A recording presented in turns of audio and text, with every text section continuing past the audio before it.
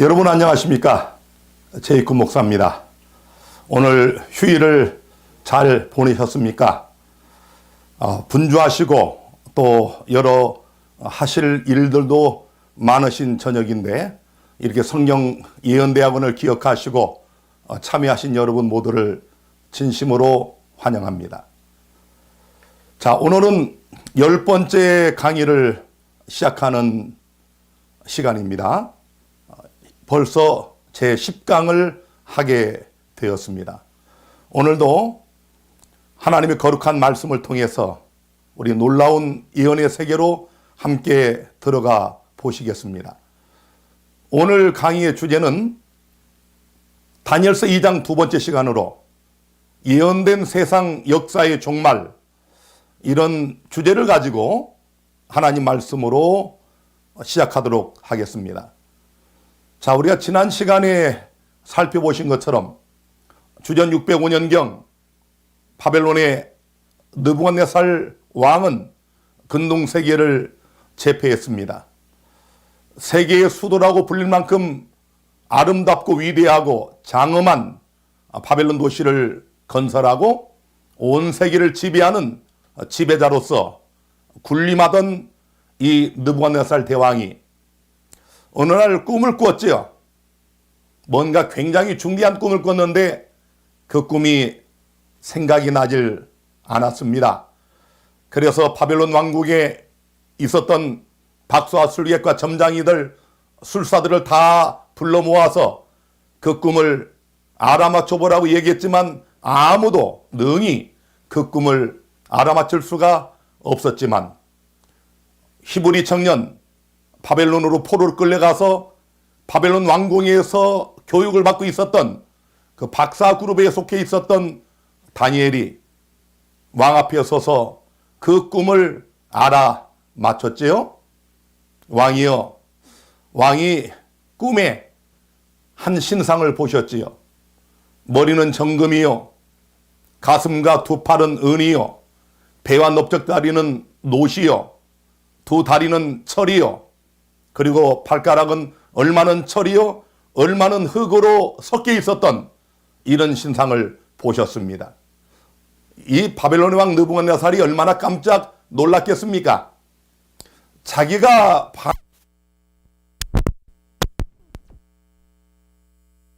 안달했는 다니엘이 얼마나 놀랐겠습니까? 그런데 왕이여, 당신이 이런 신상을 보는 사이에 사람의 손으로 하지 아니한 뜨인 돌 하나가 날라와서 이 신상에 발을 칠 때 이 신상이 완전히 무너져서 여름 타작 마당에 혀처럼 다 날아가 버리고 우상을 친 돌이 큰 태산을 이루는 이런 꿈을 꾸었지요 라고 이야기할 때 느부갓네살은 정말 놀랐습니다. 해석은 말할 것도 없습니다. 자기가 밤에 꾼 꿈을 알아맞춘 다니엘이 그 꿈을 정확하게 해석할 것은 의심의 여지가 없었지요. 그 다음 다니엘서에 보면 다니엘이 왕에게 이렇게 설명을 합니다. 그 꿈이 이러한 즉 내가 이제 그 해석을 왕 앞에 진술하리이다. 얼마나 궁금했겠습니까? 내가 꾼 꿈, 이제 이 다니엘이 맞췄는데 그 꿈의 진상이 뭔가 하고 이 바벨론의 왕 느부갓네살이 정말 주의를 기울여서 다니엘의 입을 주목을 했을 겁니다. 그때 다니엘이 다니엘 2장 38절에 왕은 곧 그 금머리니이다. 아마 느부갓네살이 무릎을 치면서 좋아했을 것 같습니다. 금은 동철, 흙, 이런 신상의 구조의 가장 꼭대기, 머리, 그것도 정금으로 된 그 부분이 바로 바벨론의 왕 느부갓네살 당신이라고 해석을 할 때 그가 얼마나 속으로 좋아했겠습니까? 자, 여러분, 주전 605년경부터 539년까지 70년이 채 안 되는 기간 동안 근동세계를 지배했던 느부갓네살의 바벨론, 이 나라를 하나님께서는 선지자 다니엘을 통하여 느부갓네살의 바벨론이라고, 바로 금으로 묘사된 그 부분을 바벨론이라고 해석을 해 주었습니다. 에레미야 5장 17절에도 보면은 바벨론은 여호와의 수중에 온 세계로 취케하는 금잔이라 라고 말씀을 하고 있습니다. 바로 이 신상의 머리 부분, 정금으로 된 이 부분이 느부갓네살의 바벨론이라고 해석을 했습니다. 여러분과 제가 그동안 몇 시간에 걸쳐서 이 바벨론의 위대함을 보았지요. 근동세계를 지배했던 세계 최고의 강대국이었던 이 바벨론, 정말 위대하고 금잔과 같이 빛나는 그런 도시였음을 우리가 여러 고고학적인 자료를 통하여 확인을 했습니다. 이 세계사 책은 제가 고등학교 2학년 때 실적 공부하던 바로 그 책입니다.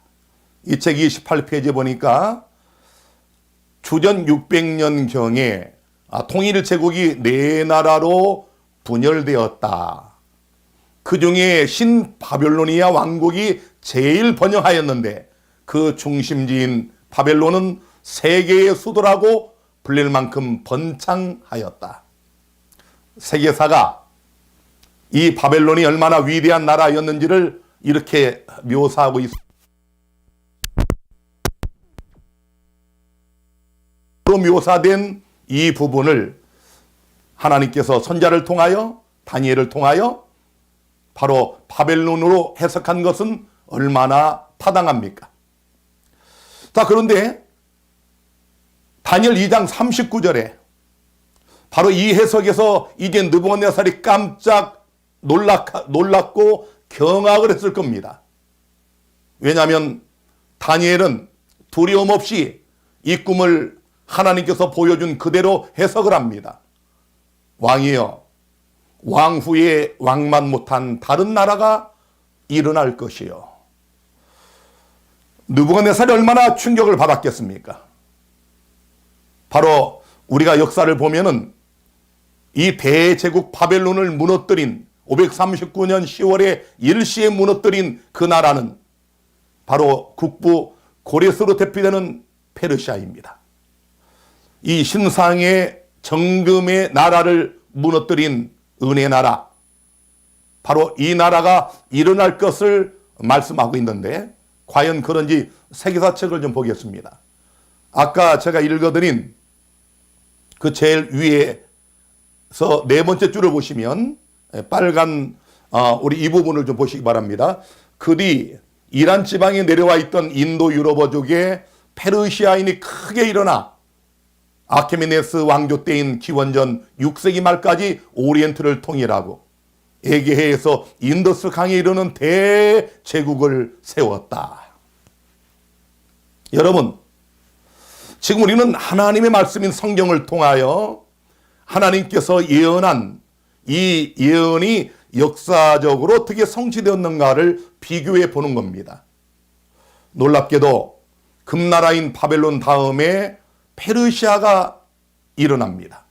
그런데 그 밑에 보시면 이 페르시아는 바벨론으로 잡혀온 유대인들을 돌려보내는 등 피지배 민족의 통치에 관용을 베풀었으며 도로 정비와 화폐의 통일로 문화의 교류와 상업의 발달을 가져와, 자, 이런 기록이 있어요. 우리가 잘 아는 것처럼 페르시아는 은을 화폐의 단위로 하여 조세제도, 징세를 실시한 나라입니다. 그래서 하나님께서 이 페르시아를 신상의 두 번째 부분인 가슴과 두 팔을 의미한 은나라로 해석한 것은 얼마나 적절합니까? 바로 메데와 페르시아라고 불리워지는 페르시아 제국, 이 메디아와 페르시아 본래 두 나라인데요, 같은 인도 유럽어족의 같은 나라입니다. 우리 남한과 북한이 같은 민족이듯이 갈렸다가 처음에는 메디아가 페르시아를 지배하다가 고레스가 등장하면서 다시 페르시아가 메디아를 속국으로 삼고 하나로 통일하는, 그래서 페르시아 대제국을 이루게 되는데요. 하나님께서 이 신상에 두 팔이 있는, 마치 메디아와 페르시아를 의미하듯이 두 팔을 가진 이 가슴 부분을 은나라로 묘사한 것은 얼마나 적절한 해석입니까? 주전 539년부터 331년까지 근동세계를 지배했던 페르시아, 바로 이 나라를 하나님은 은나라라고 말씀하고 있습니다. 제가 이제 다니엘서 7장을 공부할 때 좀 더 또 상세히 말씀을 드리겠지만, 이 페르시아는 고레스 대왕 국부라고 그럽니다. 페르시아는 고레스가 없이는 설명이 안 되는 나라입니다. 자, 그런데 여러분, 지금 우리가 금을 보고 있죠? 금. 사람들이 좋아하는 거 아닙니까? 자, 그런데 여러분, 이 금과 은, 분명히 금은 은보다 가치가 있지요. 그런데 금과 은을 부딪히면 어떤 것이 쭈그러듭니까? 금이 쭈그러들죠. 은이 금보다 강하지요. 그래서 이 은나라인 페르시아는 고대 대제국이었던 바벨론보다는 번영하지는 않았지만, 바로 세계의 수도라고 불릴 만큼 번창했던 바벨론을 일시에 무너뜨린, 그래서 바벨론을 집어삼키고 근동세계를 지배하게 된 이 페르시아를 하나님은 은나라로 묘사하고 있습니다. 이 지도를 대략 보시면은 이 페르시아의 고레스 대왕이 얼마나 신속하게 또 세계를 정복했는지, 얼마나 또 광활한 지역을 그가 지배했는지를 우리가 볼 수 있습니다. 이것은 1879년 고고학자 라쌈이 에사일라 사원에서 발견한 원통형 점토판입니다. 일명 고레스 실린더 이렇게 부르는데요. 대영제국 박물관에 소장이 되어 있습니다. 여기에는 페르시아의 왕 고레스가 바벨론을 정복한 것을 기념하는 내용이 상세히 기록이 되어 있습니다.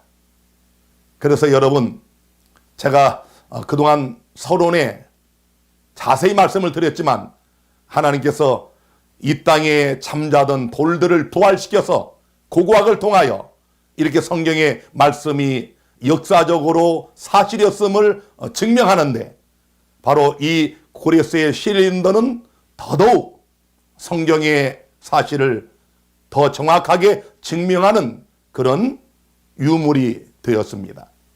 여기에는 키루스, 고레스죠. 이 키루스가 자신이 페르시아와 메디아와 리디아와 바빌로니아 네 왕국의 왕, 즉 왕중의 왕임을 선언한 내용이 이 실린더에 쓰여져 있습니다.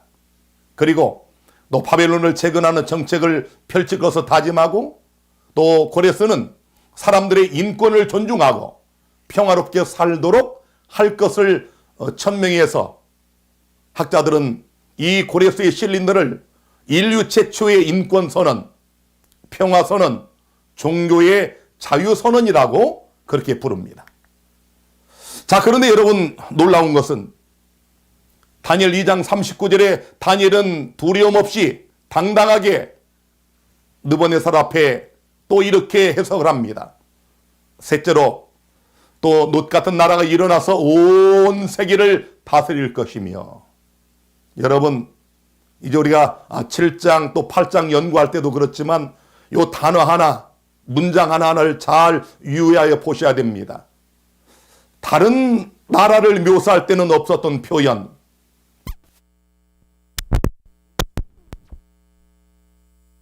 세계를 다스릴 것이며, 이렇게 묘사하고 있는데, 바로 헬라 제국, 그리스, 알렉산드로 대왕으로 대표되는 그리스가 등장을 하지요.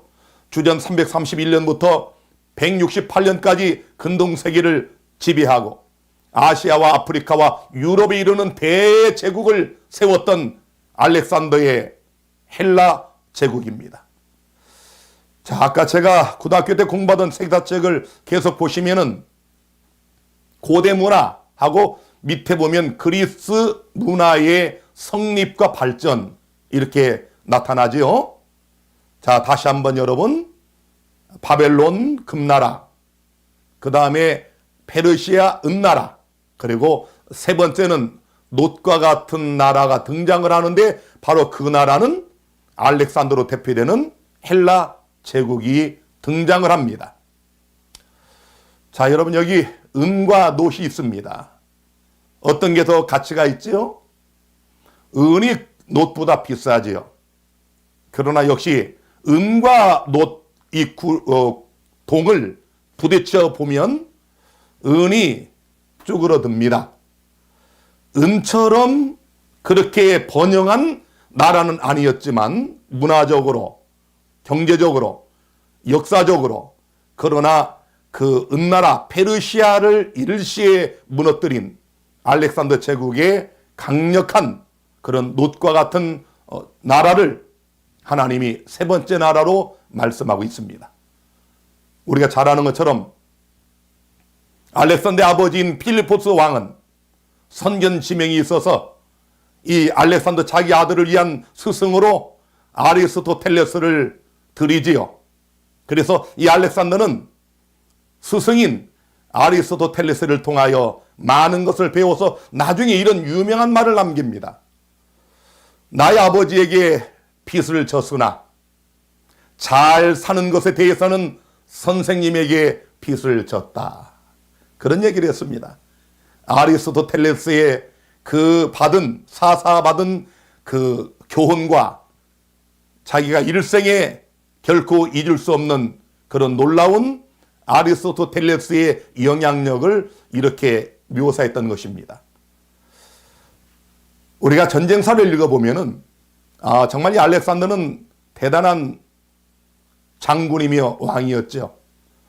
전쟁을 하면 대개 이 왕들이나 장수들은 제일 뒤에서 안전한 곳에서 진두지휘를 하는 게 정상인데 알렉산더는 언제나 군사들 선두에 이렇게 서서 전쟁을 진두지휘한 것으로 유명한 왕입니다. 20세의 왕이 돼가지고 10년 만에 대제국을 건설한 위대한 대왕 알렉산더를 하나님은 여기 세 번째 놋의 나라, 배와 넓적다리 부분인 이 청동의 나라로 묘사하고 있습니다. 이게 그 유명한 알렉산더 헬라 제국의 팔랑크스 부대입니다.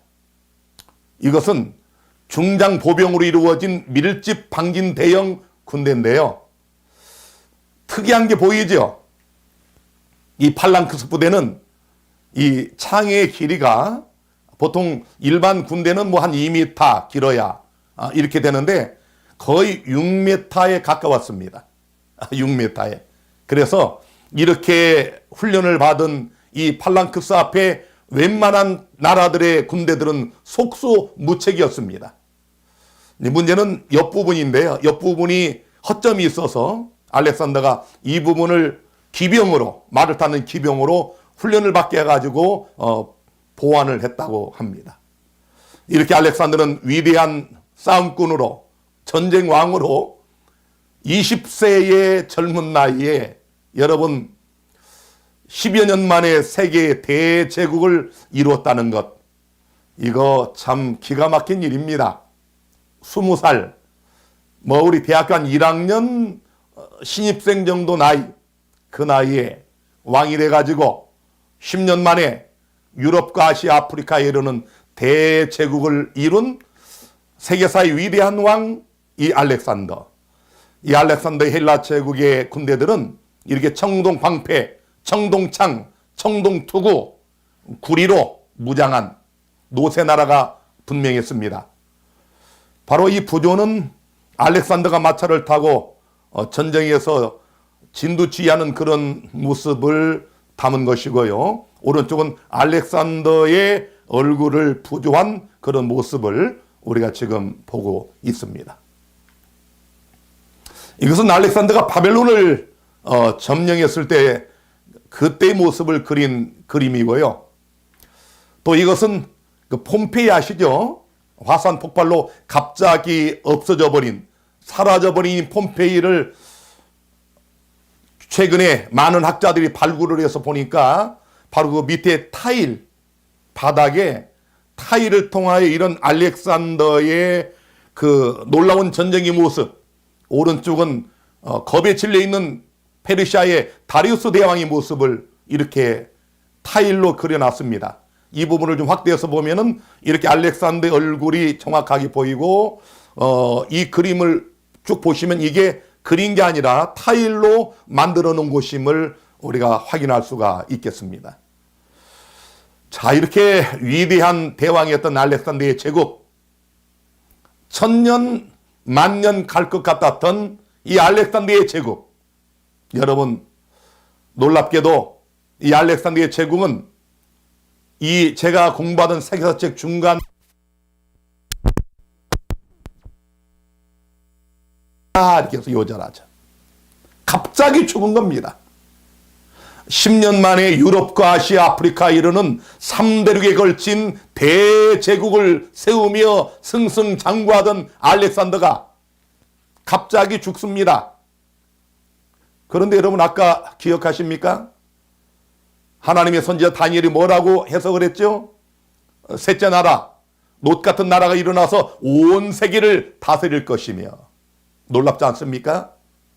아시아와 유럽과 아프리카에 이르는, 세 대륙에 이르는 대제국을 10여 년 만에 세운 이런 알렉산더의 신속한 세계 정복, 대제국을 세울 것을 하나님은 이렇게 정확하게 예언하고 있었다는 사실을 보게 되는 것입니다. 적어도 280년 전에, 놀랍지 않습니까? 역사가 지나가고 나서 쓰는 것은 얼마나 쉽겠습니까? 그러나 주년 605년경 그 당시에 200수십 후에 있을 이런 일을 선지자 다니엘은 예언을 했고, 그 성경의 예언이 얼마나 역사적으로 정확하게 성취되었는가를 우리는 지금 역사를 통하여, 세계사를 통하여 확인하고 있는 것입니다. 여러분, 성경이 이런 책입니다. 놀랍지 않습니까? 자, 이렇게 알렉산더의 제국, 세 대륙에 이른 대제국을 건설한 알렉산더의 제국을 우리가 지도로 이렇게 보고 있습니다. 자, 그 다음에 다니엘서 2장 40절입니다. 넷째 나라는 강하기가 철 같으리니 철은 모든 물건을 부서뜨리며 이기는 것이라, 철이 모든 것을 부수는 것 같이 그 나라가 문나라를 부서뜨리고 빻을 것이며.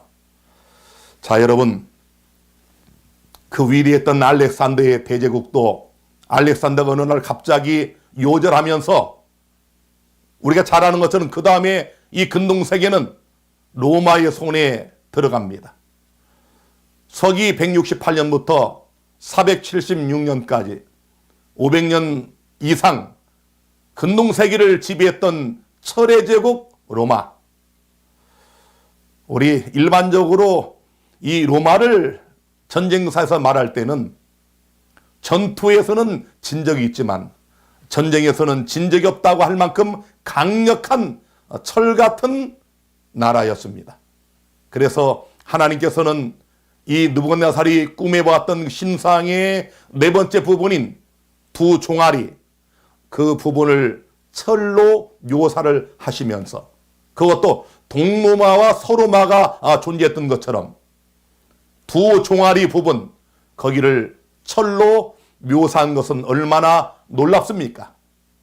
바로 아까 말씀드린 것처럼 메데와 페르시아, 이 두 팔 가슴 부분, 이 두 종아리는 동로마와 서로마를 상징하는 바로 로마 제국을 예언하고 있었다는 사실을 볼 수가 있습니다.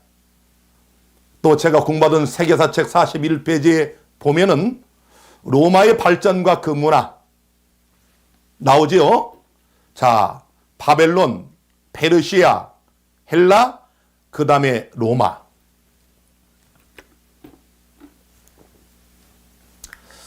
자, 여러분, 이제 이 왼쪽은 노십니다. 오른쪽은 철입니다. 어떤 게 더 가치 있는지 아시겠죠? 철은 놋보다 가치는 없지만 이 두 개를 부딪히면 철이 놋을 이깁니다.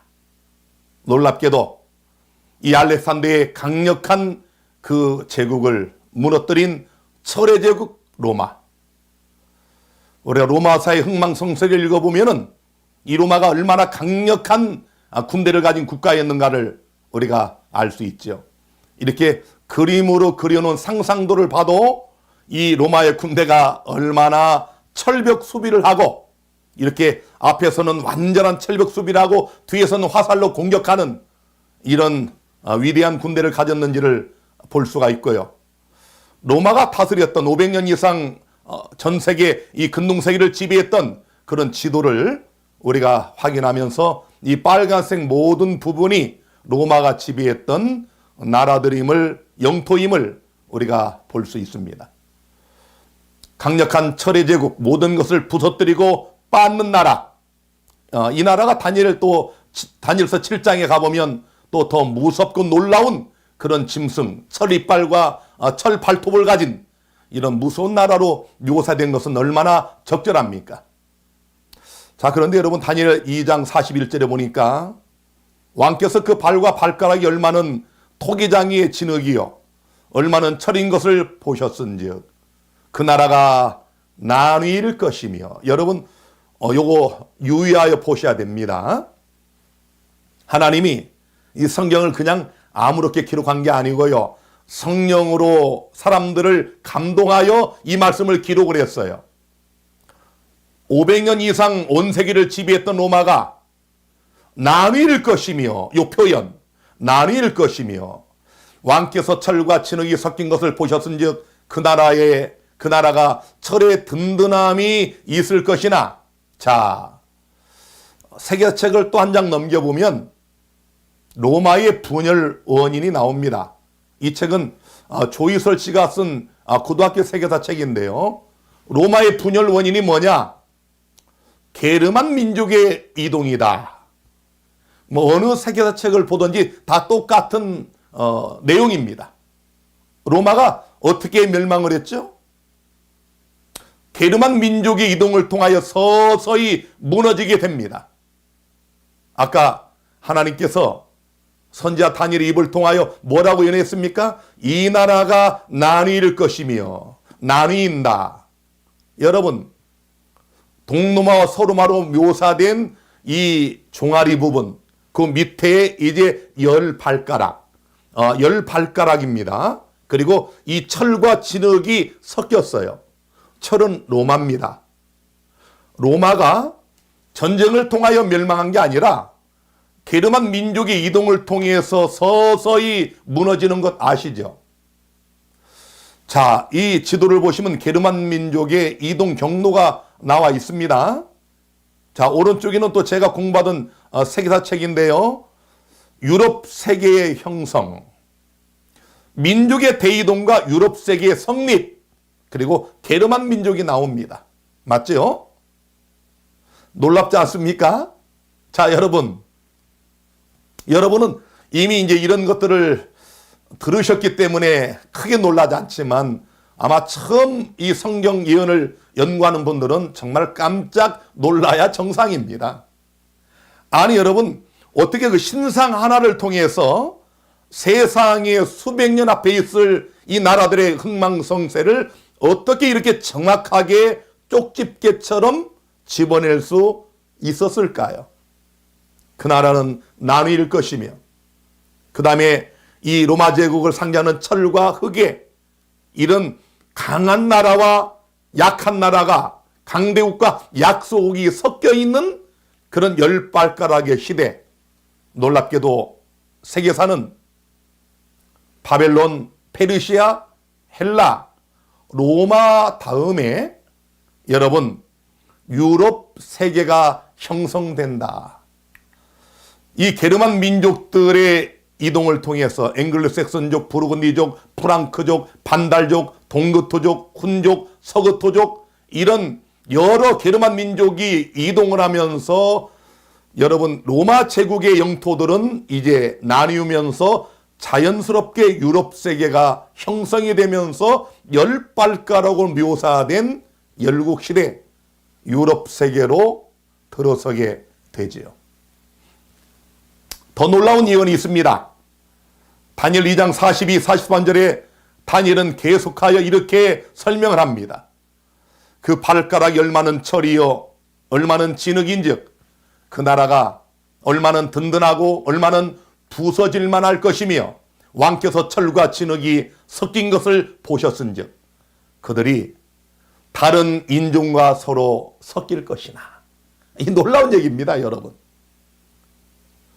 유럽 세계는 왕족의 결혼을 통해서 다 이렇게 동맹하고 정략적으로 결혼제도를 통해서 사실은 친족과도 같은 나라들 아닙니까? 자, 그들이 다른 인종과 서로 섞일 것이나 피차야파지 아니함이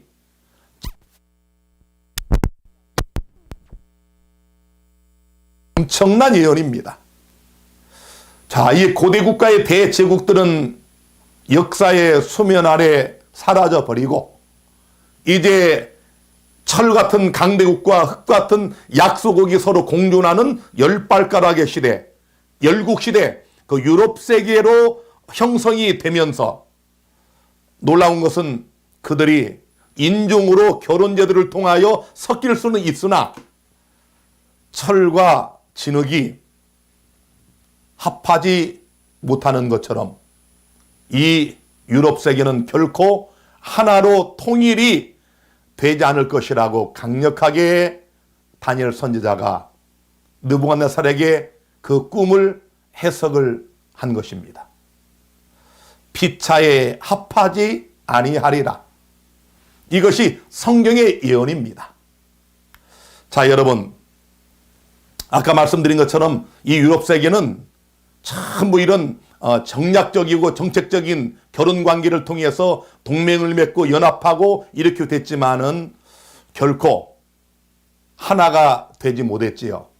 왜냐하면 하나님께서 피차에 합하지 아니하리라고 이미 예언을 해놨기 때문에 그렇습니다.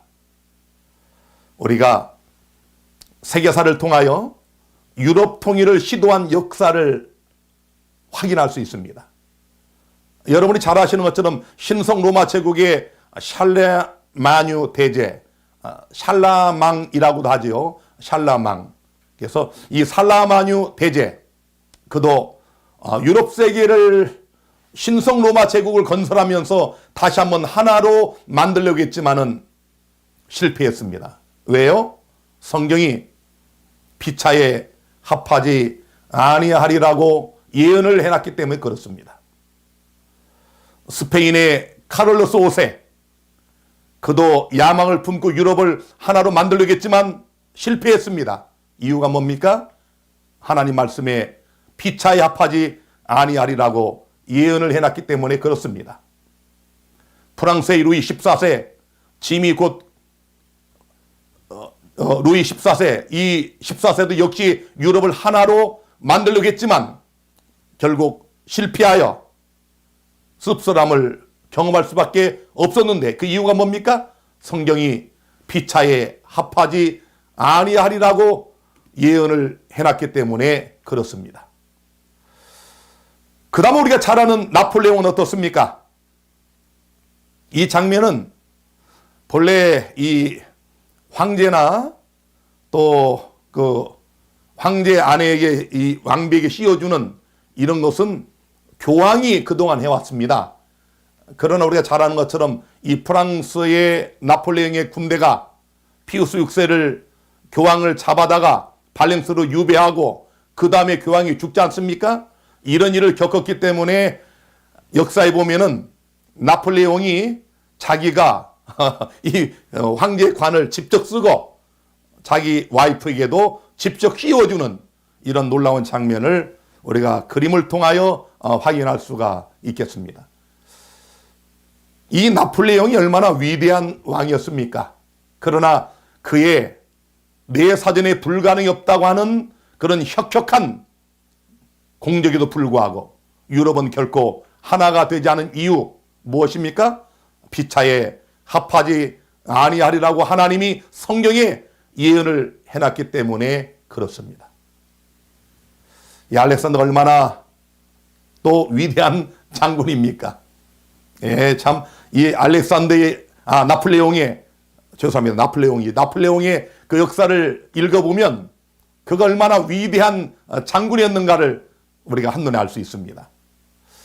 자, 이게 나폴레옹이 이제 그 지배했던 그 당시의 국가들, 프랑스의 제국령과 나폴레옹의 위성 국가와 나폴레옹의 동맹 국가, 이런 것을 지도를 통해 볼 때 이 나폴레옹이 거의 다니엘서 2장의 예언을 허지로 돌려버릴 만큼 거의 유럽 세계를 하나로 통일하려는 찰나 1815년 6월 18일 워터루 전쟁에서 그가 윌링턴 장군에게 패하여 우리가 잘 아는 것처럼 그는 이 전쟁에서 대패하고 1815년 세인트 헬레나 섬에 유배됩니다.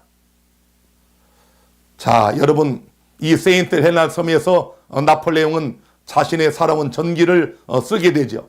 그리고 한 5, 6년 후에 1821년 5월에 그는 이 유배된 세인트 헬레나 섬에서 쓸쓸하게 사망하고 맙니다. 나폴레옹이 꿈꿨던 하나에 된 세계, 하나의 유럽, 한 화폐, 한 황제, 그의 꿈도 무너진 이유가 무엇입니까? 피차에 합하지 아니하리라.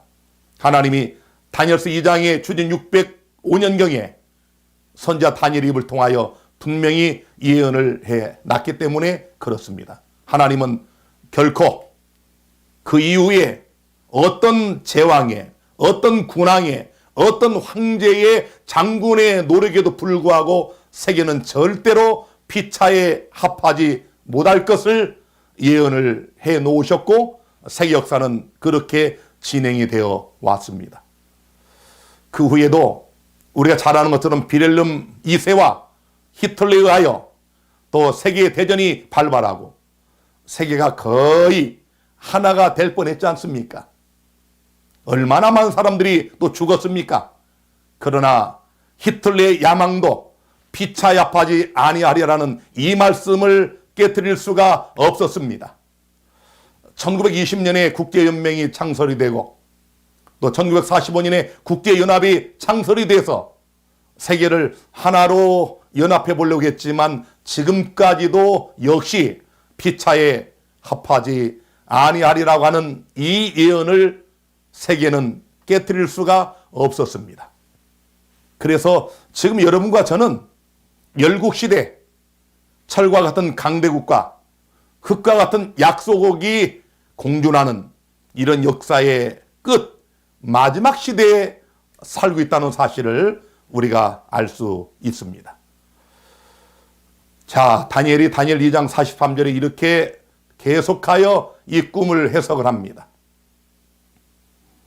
왕께서 철과 진흙이 섞인 것을 보셨은즉 그들이 다른 인종과 서로 섞일 것이나 피차에 합하지 아니함이 철과 진흙이 합하지 않음과 같으리이다. 또 왕이 보신즉 사람이 손으로 하지 아니하고 뜨인 돌이 신상의 철과 진흙의 발을 쳐서 부서뜨리매 때의 철과 진흙과 놋과 은과 금이 다 부서져 여름 타작마당에 겨같이 되어 바람에 불려간 곳이 없었고 우상을 친 돌은 태산을 이루어 온 세계에 가득하였나이다. 자, 여러분, 20세가 채 안 된 이 젊은 청년, 히브리 청년 다니엘이 대제국의 위대한 바벨론의 왕 느부갓네살 앞에서 이 꿈을 여기까지 해석할 때 느부갓네살이 어떤 표정을 지었을까요?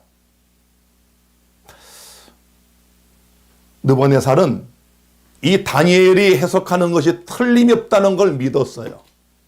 얼마나 충격을 받았겠습니까? 자신의 위대한 바벨론, 이 바벨론 성 안에 20여 년의 식량을 쌓아놓고 이 성 밖으로는 해자를 둘러파가지고 유프라테스 강의 강물을 끌어들여가지고 어느 국가도 감히 이 바벨론 성을 무너뜨릴 수 없도록 난공불락의 요새로 만들어놨는데 바벨론이 무너진다. 금은 당신 바벨론이지만 금나라 다음에 은나라가 일어날 것이요 또 셋째가 일어날 것이요 또 넷째가 일어날 것이요 라는 이런 예언의 해석을 들었을 때 느부갓네살이 얼마나 저기 놀랐겠습니까? 그래서 제가 이제 다음 주에 말씀을 드리겠지만 그래서 다니엘서 3장이 나온 겁니다. 여기 다니엘 선지자의 예언 해석이 분명히 맞을 것이라는 생각을 했지만 이 금나라가 바벨론이 영원히 무너지지 않을 것이라고 그가 확신하고 만든 금신상이 그래서 다니엘서 3장에 등장을 하는 겁니다. 자, 여러분 여기 뜨인돌이 나오지요. 중요한 것은 사람의 손으로 하지 않은 것입니다.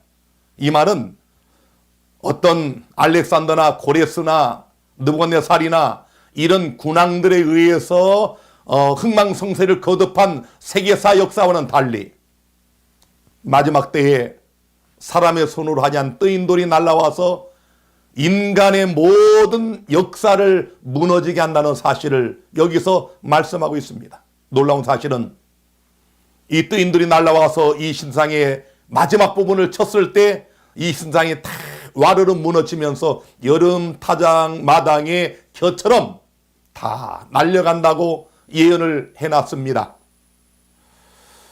자, 느부갓네살이 영원하리라고 생각했던 바벨론의 저 금나라, 그리고 고레스의 은나라, 알렉산더의 논나라, 로마 제국의 철나라, 여러분 이 견고한 세상 역사 과연 무너질까요? 이런 얘기가 이 성경 예언이 아니면 세상 사람들은 믿지 않습니다. 그럴 리가 없다는 것이지요.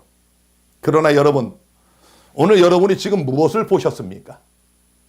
주전 600년경에 바벨론의 왕 느부갓네살이 꿈을 꿨고 그 꿈의 내용을 선지자 다니엘이 해석을 했는데 그 해석대로 역사가 그대로 진행이 되어 왔습니까? 하나님께서는 오늘 여러분과 저에게 바벨론의 역사를, 페르시아 역사를, 헬라 역사를, 로마 역사를 가르치기 위하여 이 말씀을 주신 것이 아닙니다. 왜 우리가 그동안 19세기부터 시작된 고고학을 통하여 7회에 걸친 이 다니엘서의 역사적 배경을 공부했을까요? 하나님 말씀이 사실이다. 이 성경에 나오는 바벨론, 느부갓네살이 역사적으로 실존했던 왕이었고 나라였다. 자, 그리고 우리가 지금 세계사를 비교하면서 보신 것처럼 하나님께서 다니엘서 2장을 통하여 예언한 그 말씀 그대로 하나도 어긋남 없이 근동 세계사가 그대로 진행이 되어 왔지요. 그렇다면 이제 하나님께서 강조하시는 이 마지막 예언, 이 예언이 성취되지 않을 리는 만무하지 않습니까? 하나님이 지금 그 말씀하시려고 금, 은, 동, 철까지 우리에게 말씀하시고 세계사를 통하여 증명을 해주신 겁니다. 자, 이 세상 역사가 과연 무너질까요? 사람들은 무너지지 않을 것이라고 생각하지요. 그러나 성경은 분명히 무너진다고 말씀하고 있습니다. 다니엘이 해석한 것처럼 왕 다음에 다른 나라가 페르시아가 일어났고 페르시아 다음에 셋째 나라 알렉산더 제국이 일어났고 그 다음에 로마 제국이 일어났던 것처럼 그 나라가 나뉘어지며 게르만 민족의 대이동을 통하여 유럽 세계가 형성된 것처럼 이제 여러분과 제가 살고 있는 이 지구, 이 세상에 인간들이 만들어 온 모든 역사와 문명과 모든 것들이 완전히 무너져서 산산조각 나는 역사의 마지막 종말이 반드시 올 것을 하나님이 믿으라고 우리에게 다니엘서 2장에 이런 놀라운 예언을 주신 것입니다. 비중이라는 말 아시죠? 물의 무게를, 같은 부피의 물의 무게를 1로 했을 때에 다른 무게와 비교해서 측정하는 그 수치를 비중이라고 하지요. 그런데 여러분, 하나님께서 느부갓네살 왕에게 보여주셨던, 꿈에 보여주셨던 이 신상의 비중을 보세요. 금은 비중이 19.3입니다. 은은 10.5입니다. 놋은 8.9입니다. 철은 7.8이에요. 철과 진흙은 그 반이니까, 철의 비중이 반이 되니까 4 이하이겠지요. 어떻습니까? 무엇을 느끼셨어요? 이런 구조는 반드시 무너지게 돼 있다, 그런 얘기입니다. 자, 여러분, 이 마지막 부분 기초가 단단해야 되는데 흙이 섞여 있다는 얘기는 무엇입니까? 인간 세상 역사는 반드시 무너지게 되어 있다, 그런 얘기 아닙니까? 여러분과 제가 살고 있는 이 지구, 우리가 지금 21세기 2021년에 살고 있지요. 제가 신학을 공부할 때만 해도, 또 제가 1990년 이 안성에 처음에 내려와서 교회를 개척할 때만 해도 2021년이 올 것을 상상을 못했습니다.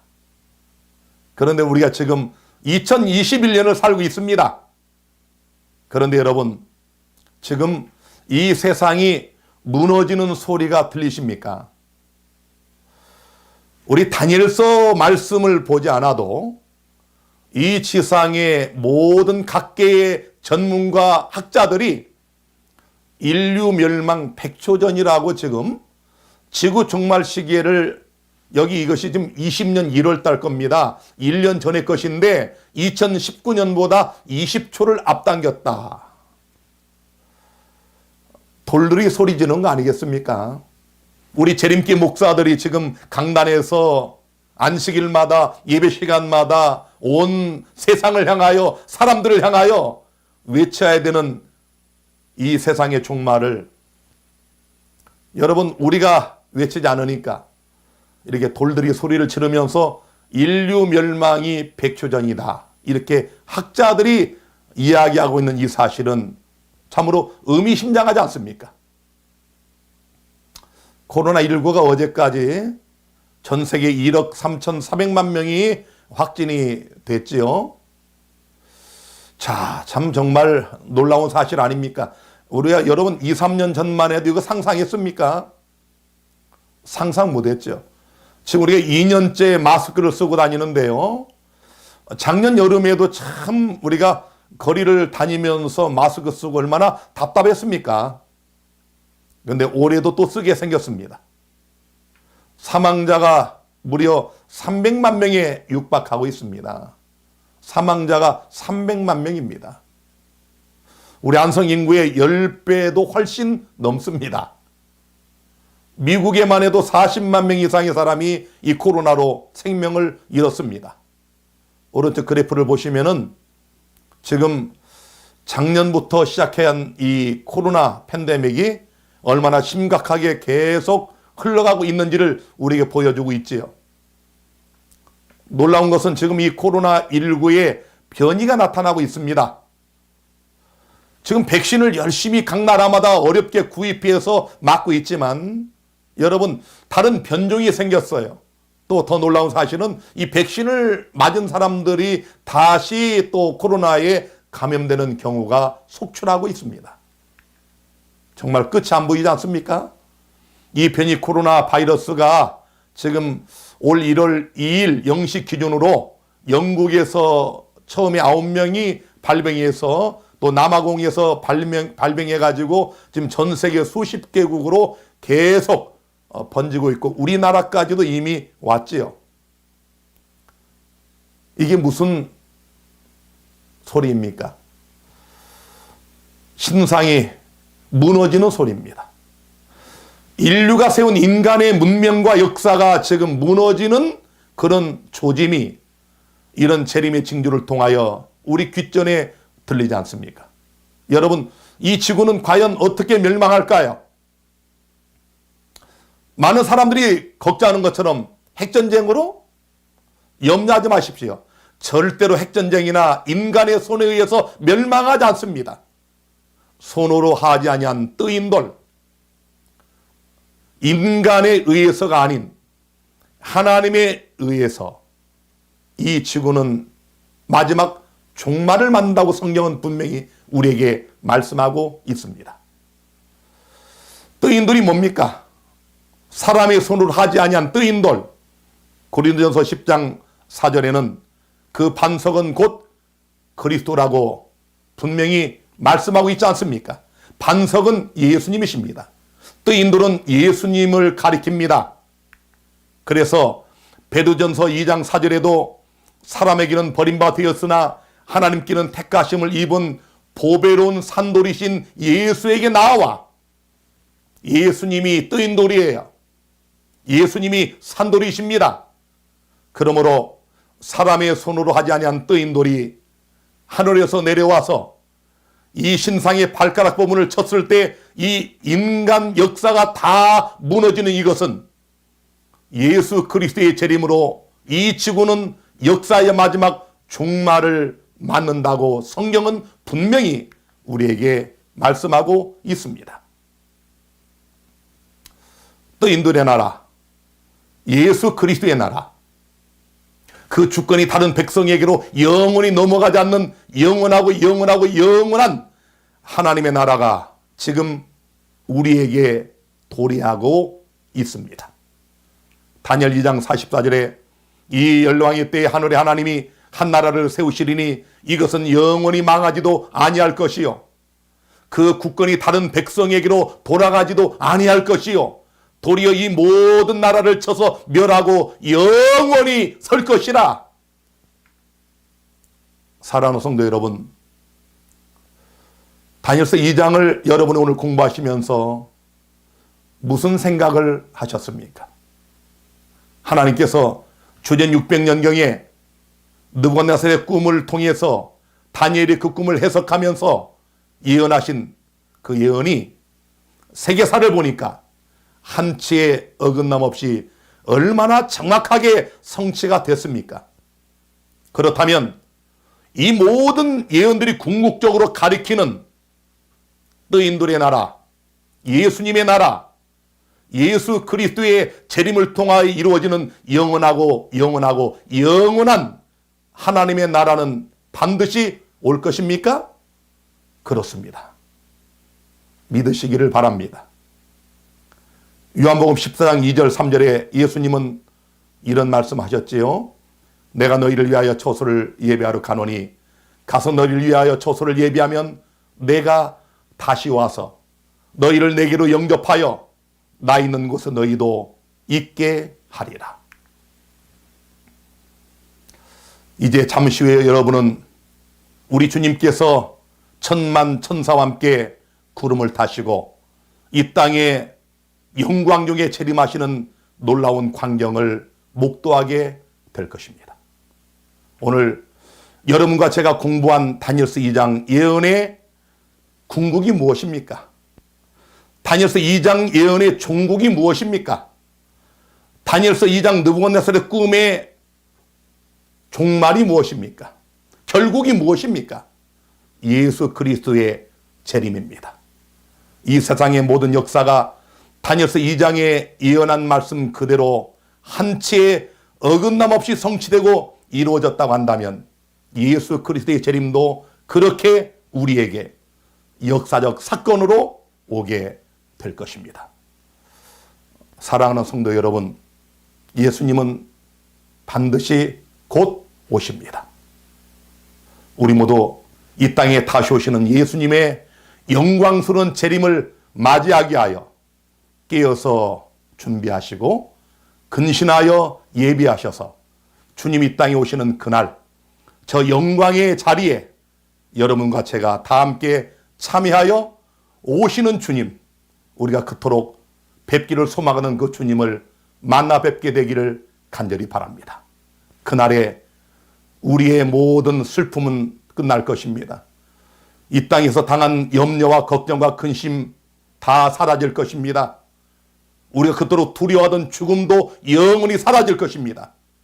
사랑하는 여러분, 영생의 나라, 생명의 나라, 우리 그 나라에 다 함께 참여하시는 복된 백성들이 다 되기를 간절히 바라면서 오늘 10번째 강의 여기서 마치겠습니다. 여러분 좋은 밤 되시기를 바랍니다. 감사합니다.